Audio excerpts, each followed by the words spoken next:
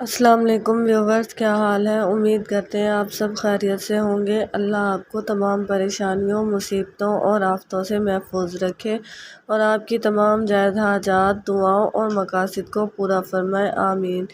آج کے ہمارے ڈے اسلامک چینل پر آپ سب کا خوش آمدید۔ آج کا ہمارا موضوع ہے سورۃ کوثر کے پڑھنے کی برکت کے حوالے سے۔ آج ہم آپ کو بتانے جا رہے ہیں سورۃ کوثر کا پاورفل وظیفہ۔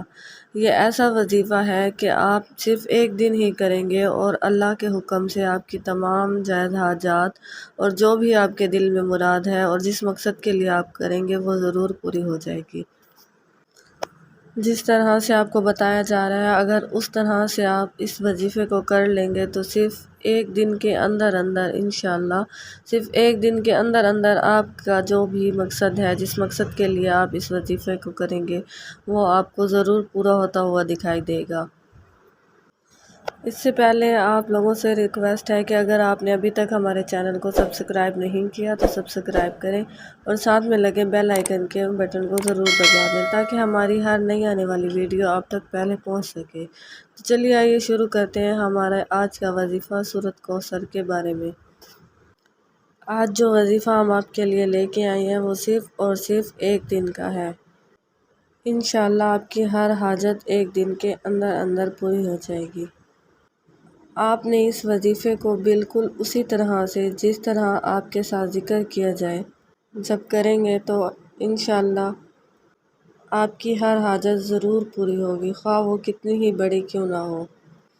چاہے آپ یہ وظیفہ شادی کے لیے کر رہے ہیں، کاروبار کے لیے کر رہے ہیں، یا آپ کا کوئی مسئلہ ہے جو حل نہیں ہو رہا، یا دشمن سے چھٹکارے کے لیے کر رہے ہیں، یا کسی کے دل میں اپنی محبت پیدا کرنے کے لیے کر رہے ہیں، یا اپنی نوکری حاصل کرنے کے لیے کر رہے ہیں، یا پھر کسی بھی حاجت کے لیے کر رہے ہیں، آپ کا کوئی بھی مسئلہ ہے، انشاءاللہ تعالیٰ اس وظیفے کی برکت سے اللہ تعالیٰ آپ کا وہ مسئلہ ضرور بضرور حل کر دیں گے۔ اس وظیفے میں آپ نے سب سے پہلے کرنا کیا ہے کہ شروع کرنے سے پہلے آپ نے درود شریف کو لازمی پڑھ لینا ہے۔ اس کی تعداد میں آپ سے جس طرح سے ذکر کر رہی ہوں آپ نے اسی طرح سے پڑھنا ہے۔ آپ نے کرنا کیا ہے، فجر کی نماز کے بعد یا پھر مغرب کی نماز کے بعد اول آخر 11 مرتبہ درود شریف پڑھنا ہے۔ آپ نے ایک جگہ بیٹھ کر یکسوئی کے ساتھ سورۃ کوثر کو پڑھنا ہے، بسم اللہ الرحمن الرحیم سمیت۔ آپ نے اس کو 133 مرتبہ پڑھنا ہے۔ جو تعداد میں آپ سے ذکر کر رہی ہوں نہ آپ نے کم کرنا ہے اور نہ ہی اس سے زیادہ کرنا ہے۔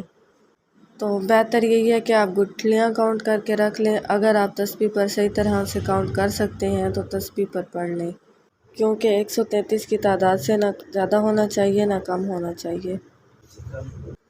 ایک بار پھر سے سن لیں، اول آخر 11 مرتبہ درود شریف پڑھ کے 133 مرتبہ سورۃ کوثر پڑھنی ہے۔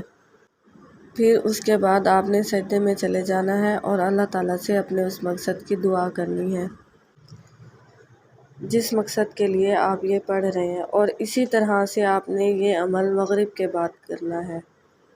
یہ 2 ٹائم آپ نے عمل کرنا ہے، فجر کے بعد اور مغرب کے بعد، اور انشاءاللہ تعالیٰ آپ دیکھیں گے ایک دن کے اندر آپ کی تمام حاجات، مقاصد پورے ہو جائیں گے، اور جس مقصد کے لیے آپ یہ وظیفہ کر رہے ہیں وہ مقصد ضرور حل ہو جائے گا۔